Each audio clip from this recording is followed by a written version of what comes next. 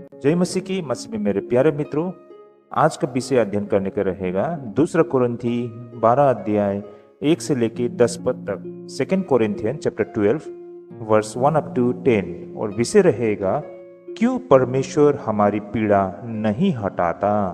मैं फिर से दोहराना चाहूंगा, क्यों परमेश्वर हमारी पीड़ा नहीं हटाता।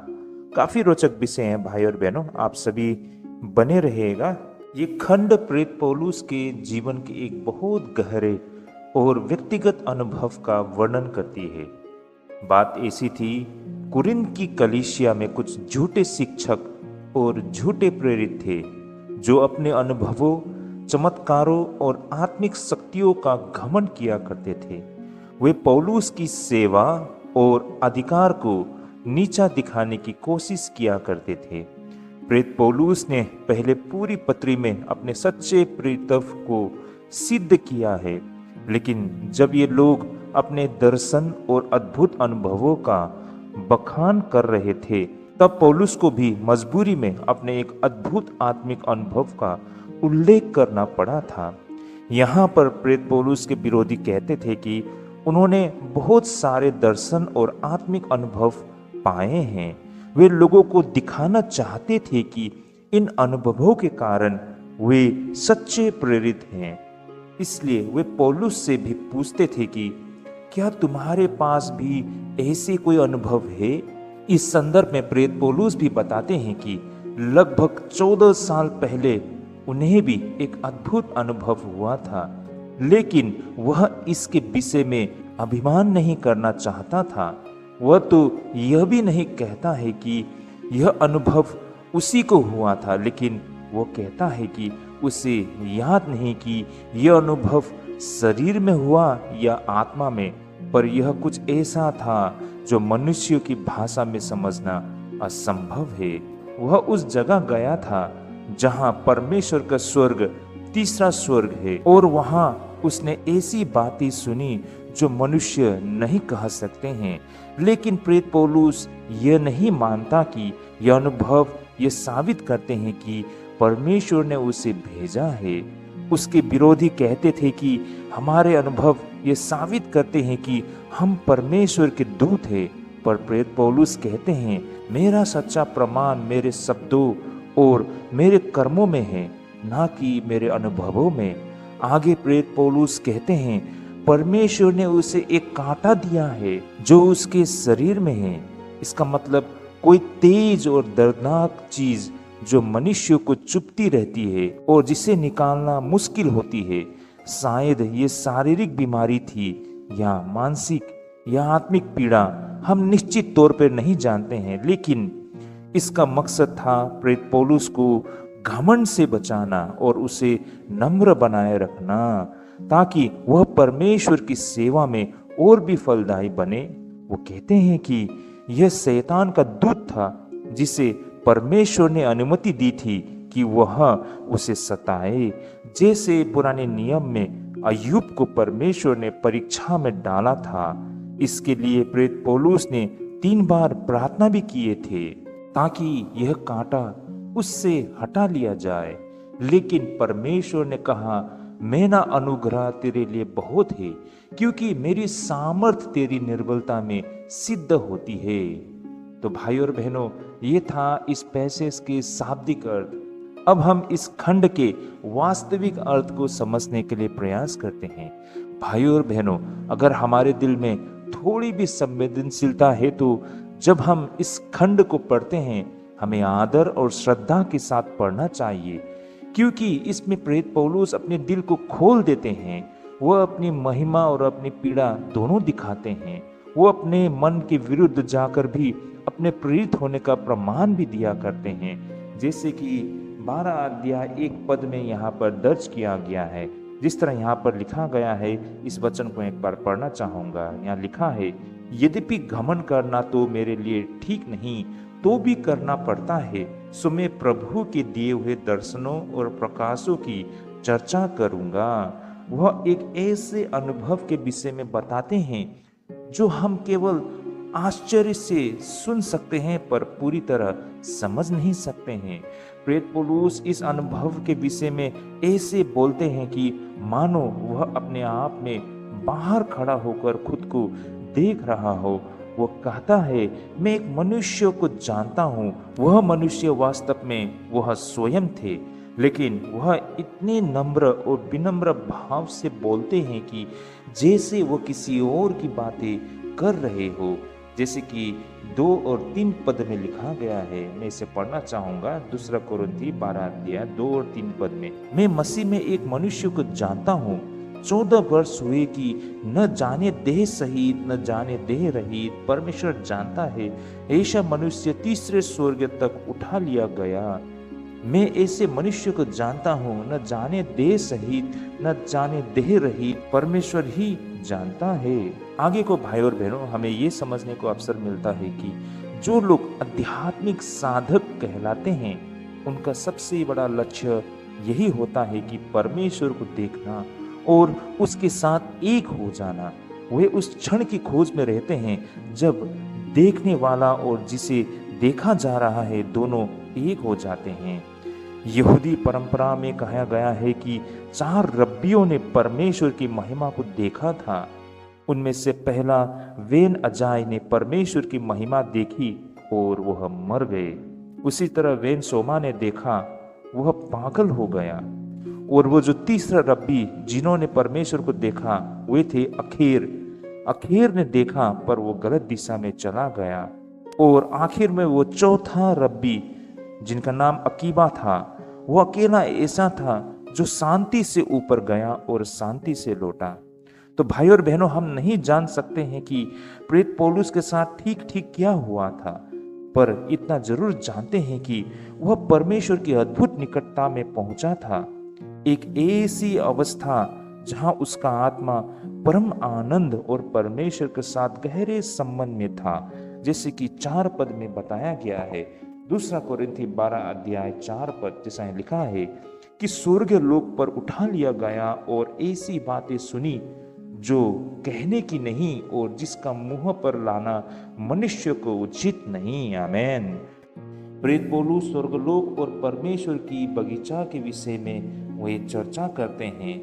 यहाँ पर प्रेरित पौलुस तीसरे स्वर्ग के विषय में बातें करते हैं, जैसे कि 12 अध्याय 2 पद में कहा गया है। इसका मतलब ये नहीं कि हमें स्वर्ग के स्तर गिनने चाहिए, बल्कि यह कि उन्होंने परमेश्वर के साथ अत्यंत उच्च आत्मिक अनुभव को किया है, जो किसी और से तुलना नहीं की जा सकती है। यहाँ पर स्वर्गलोक शब्द फारसी भाषा के एक शब्द से आया है, जिसका अर्थ है दीवारों से घिरा हुआ बगीचा।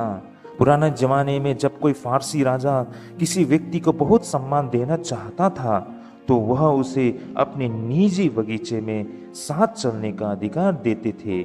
यह बहुत निकटता और विशेष प्रेम का संकेत था, और यह संकेत होता था कि वह व्यक्ति राजा का प्रिय और निकट मित्र है। इसी तरह प्रेरित पौलुस का अनुभव भी ऐसा ही कुछ था, जैसे परमेश्वर ने उसे अपने साथ चलने और अपनी निकटता में रहने का अवसर दिया हो। उस क्षण में प्रेरित पौलुस ने ऐसा अनुभव किया जैसा पहले कभी नहीं हुआ था और शायद फिर कभी नहीं होगी। वह सचमुच परमेश्वर के साथ ही बन गए थे। भाई और बहनों, हम आगे 12 का 7 पद के संदर्भ में हम देखते हैं। यहाँ पर 2 कोरिन्थी 12 अध्याय 7 पद में इस प्रकार लिखा है, और इसलिए कि मैं प्रकाशों की बहुतायत से फूल न जाऊं, मेरे शरीर में एक कांटा चुभाया गया, अर्थात शैतान का एक दूत कि मुझे घूंसे मारे ताकि मैं फूल न जाऊं। भाई और बहनों, यहाँ से हम ये समझ सकते हैं कि महिमा के बाद प्रेरित पौलुस के जीवन में पीड़ा आई। बाइबल के पुराने अनुवादों में लिखा है कि प्रेरित पौलुस के शरीर में एक कांटा था। प्रेरित पौलुस को लगता था कि उसके शरीर में ऐसा ही एक दांव गड़ा है जो उसे लगातार पीड़ा देती है। सवाल ये उठता है कि वो कांटा क्या था। कई विद्वानों ने इस पर अलग अलग राय दी है। कुछ पुराने विचार जिन्हें अब सही नहीं मानी जाती है, जैसे कि उसमें से पहला तो यह कांटा आध्यात्मिक परीक्षा की ओर संकेत करती है, जो कि कैल्विन की विचार थी। ऐसा माना जाता है कि यह कांटा कोई आध्यात्मिक प्रलोभन या संदेह था, जैसे विश्वास की कमी या सेवा से भागने का मन। पर ये व्याख्या शरीर के दर्द को नहीं समझा पाई। कांटों को लेकर वो दूसरा विचार, विरोध और सताव, जो कि लूथर का विचार था। कुछ कहते हैं कि ये कांटा उन लोगों का विरोध था जो पौलुस की सेवा को रोकना चाहते थे, पर यह शरीर में कांटा नहीं कहलाएगा, यह तो बाहरी विरोध था। अब वो तीसरा विचार कांटों को लेकर, जो कि शारीरिक वासना से जोड़कर देखी जाती है, जिसे कैथोलिक विचार भी कही जाती है। कुछ लोगों ने कहा था कि प्रेत पौलुस शारीरिक या यौन प्रलोभन से परेशान थे, पर यह बात भी मेल नहीं खाती, क्योंकि प्रेत पौलुस जिस दर्द का जिक्र करते हैं वह बहुत तीव्र शारीरिक पीड़ा थी। इन तीनों बातों को तीन कारणों से गलत मानी गई थी। जैसे कांटा शब्द बहुत गहरे शारीरिक दर्द की ओर संकेत करती है। यहाँ का पूरा संदर्भ शारीरिक कष्ट का है, ना कि मानसिक। अब भाई और बहनों, आगे हम उन अन्य संभावनाओं जो कि सही होने की बेहद करीब मानी जाती थी, उसे समझने के लिए प्रयास करते हैं। उनमें से सबसे पहले, जैसे कि शारीरिक रूप में कुछ लोगों ने कहा कि पौलुस का शरीर कमजोर था। इसे हम दूसरे कोरिन्थी 10 अध्याय 10 पद से समझ सकते हैं। जैसे कि यहाँ पर लिखा है, क्योंकि कहते हैं कि उसकी पत्रियां तो गंभीर और प्रभावशाली है, परंतु जब देखते हैं तो वह देह का निर्बल और व्यक्तित्व में हल्का जान पड़ता है। तो भाई और बहनों, यहाँ से हमें साफ साफ पता चलता है प्रेत पौलुस बीमार और बेहद कमजोर व्यक्ति थे, लेकिन यह कारण उस गहरे दर्द को नहीं समझा पाया जिसके विषय में वो बोलते हैं। कहने का तात्पर्य उस कांटे के विषय में। उसी तरह मिर्गी, जिसे एपिलेप्सी कहा जाता है, एक विचार ये है कि प्रेत पौलुस को मिर्गी के दौरे पड़ते थे। मिर्गी बार बार होती है, दर्दनाक भी होती है, और दौरे के बीच व्यक्ति सामान्य रह सकता है। इससे किसी को दर्शन या बेहोशी जैसे अनुभव भी हो सकते हैं। लेकिन अगर ऐसा होता तो पौलुस के आत्मिक दर्शन को बीमार के दौरे मानना पड़ता, क्योंकि प्रेत पौलुस के दर्शनों ने तो दुनिया बदल दी थी। तो भाई और बहनों, ये भी कांटा के संदर्भ में सही नहीं लगता। अब भाई और बहनों, कांटा के संदर्भ में और एक ऐसे शारीरिक पीड़ा के विषय में बताई गई है जो कि भयंकर सिर दर्द से संबंधित थी। पुराने विद्वान जैसे कि टर्टुलियन और जेरोम का मानना था कि प्रेत पौलुस को बहुत जोर से सिर दर्द होते थे, जो उसे कई बार बिस्तर पर गिरा दिया करते थे। लेकिन भाई और बहनों, इसे भी हम सही नहीं मान सकते। अब वो चौथा विषय भाई और बहनों, जो आंखों की बीमारी से संबंधित थी। उसी तरह भाई और बहनों, आंखों की बीमारी, यह भी संभव है कि प्रेत पौलुस की आंखें बहुत कमजोर थी। दमिश्कस के रास्ते पर दर्शन के बाद वह कुछ समय के लिए अंधा हो गया था, जैसे कि प्रेत काम 9 अध्याय 9 पद में दर्ज है। शायद उसकी दृष्टि कभी पूरी तरह से ठीक नहीं हो पाई। उन्होंने गलातिया से कहा था, तुम तो अपने नेत्र निकालकर मुझे दे देते, गलातियों 4:15 में। और उसी तरह गलातियों 6:11 में लिखा है कि देखो मैं तुम्हें कितने बड़े अक्षर में लिख रहा हूँ, शायद इसलिए क्योंकि वह साफ नहीं देख सकता था। अब भाई और बहनों, आखिर में मलेरिया, यह सबसे संभावित कारण हो सकते हैं। ऐसा माना जाता है कि पौलुस को पूर्वी भूमध्य सागर के तटीय इलाकों में मिलने वाला भयंकर मलेरिया था। ये बीमारी बार बार होती थी और भयानक सिर दर्द देती थी, जैसे किसी ने गर्म लोहे की छड़ी सिर में घुसा दी हो। यह सच में शरीर में कांटा या दाव जैसा दर्द था। तो भाई और बहनों, यहाँ पर कांटों के संदर्भ में हम ये समझ सकते हैं कि जो प्रेत पौलुस को एक शारीरिक पीड़ा थी और शारीरिक पीड़ा मलेरिया बीमार से वो ग्रस्त थे। तो इस तरह भाई और बहनों, यहाँ पर जो कांटों का संदर्भ, इसे हम इस तरह समझ सकते हैं कि प्रेत पौलुस को मलेरिया की भयंकर बीमारी थी जो उसे बेहद कष्ट महसूस पहुंचाती थी। तो भाई और बहनों, इस तरह प्रेत पौलुस ने पहले से बहुत सी तकलीफें झेल चुका था, कैद, भूख, पिटाई, सताव, और अब यह बीमारी भी उसके साथ थी। तो इस तरह भाई और बहनों, यहाँ पर जो कांटे के विषय में कही गई है, ये कांटे मानसिक नहीं बल्कि शारीरिक पीड़ा, और शारीरिक पीड़ाओं में से मलेरिया सबसे करीब हमें समझ में आती है। हम मान सकते हैं कि प्रेरित पौलुस को भयंकर मलेरिया की बीमार थी, जिस वजह से उन्हें बहुत कष्ट मिल रहा था। और जो यहाँ कांटे के विषय में बताई गई है, ये शारीरिक पीड़ा जो कि मलेरिया बीमार से ग्रसित व्यक्ति का संदर्भ में कहा गया था। प्रेरित पौलुस ने पहले भी बहुत सी तकलीफें झेल चुका था, जैसे कि कैद, भूख, पिटाई, सताव। अब भाई और बहनों, ये बीमारी भी उसके साथ थी और इस पर प्रेरित पौलुस ने प्रार्थना भी की थी और परमेश्वर का उत्तर भी था। इसे हम आगे समझने के लिए प्रयास करते हैं। प्रेरित पौलुस ने 3 बार प्रार्थना की थी ताकि ये दर्द उससे दूर हो जाए, पर परमेश्वर ने उसकी प्रार्थना को उस तरह नहीं सुना। जैसे दर्द को हटाना नहीं बल्कि दर्द सहने की शक्ति दी। यह परमेश्वर के काम करने का तरीका था। परमेश्वर हमें कठिनाइयों से हमेशा बचाता नहीं, पर हमें उन्हें जीतने की ताकत देती है।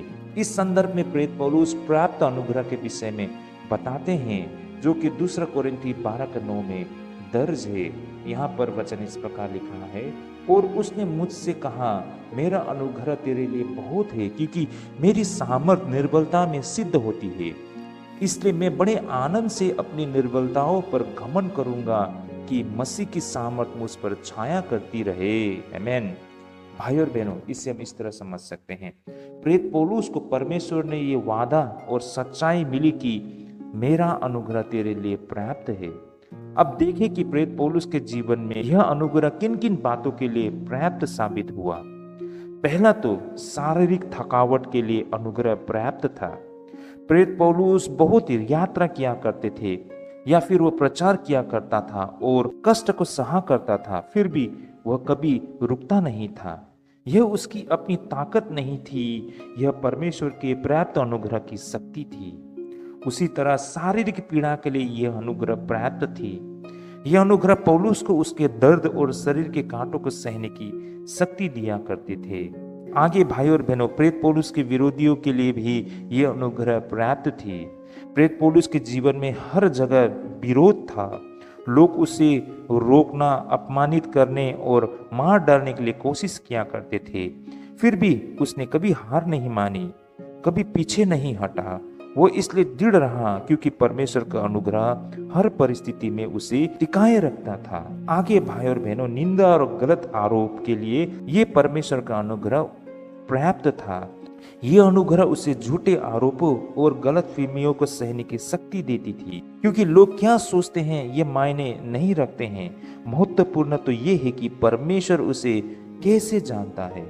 जब मनुष्य की शक्ति समाप्त हो जाती है, तब परमेश्वर का अनुग्रह शुरू होती है। यही सुसमाचार की महिमा है कि हमारी कमजोरी में भी परमेश्वर की सामर्थ प्रकट होती है। परमेश्वर हमेशा हमारे कष्टों को नहीं हटाता, लेकिन वह हमें उन्हें सहने और जीतने की शक्ति देती है। भाई और बहनों, जीवन में हम बहुत समय पर परमेश्वर से शिकायत करते हैं कि परमेश्वर हम इतना बीमार क्यों हैं और आप हमारी बीमारियों को क्यों ठीक नहीं करते हैं। हमने आपकी आज्ञाओं को पालन की है, आपकी सेवा की है प्रभु, फिर भी आपने हमारी बीमारियों से हमें क्यों छुटकारा नहीं दिलाया। हम गरीब थे, हमारे लिए धन दौलत की कमी है, लेकिन परमेश्वर आपने हमें हमारी गरीबी से हमें क्यों नहीं निकाला। भाई और बहनों, लोग शिकायत करते हैं कि हमारे जीवन में इतनी सारी परेशानी है, लेकिन आपने हमें उन परेशानी से कभी नहीं निकाला। क्यों ऐसा परमेश्वर? हमने तो आपकी आज्ञाओं को पालन की है, आपकी सेवा की है, फिर भी आपने हमारी बीमारियों से हमें ठीक नहीं की, हमारे गरीबी से हमें नहीं निकाला, हमारी समस्याओं से हमें बाहर नहीं निकाला। ऐसा क्यों है? हम शिकायत करते हैं परमेश्वर से। लेकिन भाई और बहनों, हकीकत ये है कि ये सारी बीमारियां और ये सारी तकलीफें हमारे लिए फायदे के लिए हैं। परमेश्वर हमारे जीवन से ये तकलीफें हमसे दूर नहीं करते हैं, बल्कि परमेश्वर हमें ये ताकत देते हैं कि हम इन बीमारियों पर विजय पाएं। इन बीमारियों को सहने की ताकत हमें देती है परमेश्वर हमें उन गरीबों में भी आनंदित होकर रहने के लिए हमें खुशी और शांति और आराम देती है। हमें परमेश्वर के आशीर्वाद को समझनी चाहिए, परमेश्वर के अनुग्रह और दया को समझनी चाहिए। जिस तरह प्रेरित पौलुस ने उस आशीष अनुग्रह का अनुभव किया, प्रेरित पौलुस का बहुत सारा अनुभव था, उसने बहुत सारा ज्ञान था, अगर प्रेरित पौलुस इसी तरह आगे बढ़ता जाता तो शायद मनुष्य की जो भ्रष्टता थी उसे वो गिरा देती ही, लेकिन परमेश्वर ने उसे एक ऐसी बीमारी भी दे छोड़ी थी जो उसे काबू में रखते थे। भाई और बहनों, हम इंसान भ्रष्ट है। अगर हम पर लगाम ना लगे तो भाई और बहनों हम परमेश्वर से दूर हो सकते हैं। यही कारण भाई और बहनों, परमेश्वर हमें आनंद के साथ उस हकीकत को भी देते हैं जिसका सामना हमें करना होता है। हमें उन हर एक चीजों पर विजय पाना होता है। समस्या अपने आप परमेश्वर गायब नहीं करते हैं, लेकिन उस समस्या को जीतने की ताकत हमें देती है, तभी तो हम विजय कहलाते हैं। तो भाई और बहनों, हमें यहाँ से जो सीख मिलती है वो ये है कि जब हम कमजोर होते हैं तब परमेश्वर की सामर्थ हमारे भीतर पूरी होती है। पौलुस सिखाते हैं कि दुख, पीड़ा या कमी के बीच भी परमेश्वर का अनुग्रह हमारे लिए पर्याप्त है। वह हमारी परेशानियों को हमेशा दूर नहीं करता, लेकिन हमें उसे सहने की ताकत देती है। सच्ची शक्ति अपनी नहीं, परमेश्वर पर भरोसा करने से मिलती है। प्रभु आप सभी को ढेरों आशीष करे। जय मसीह की।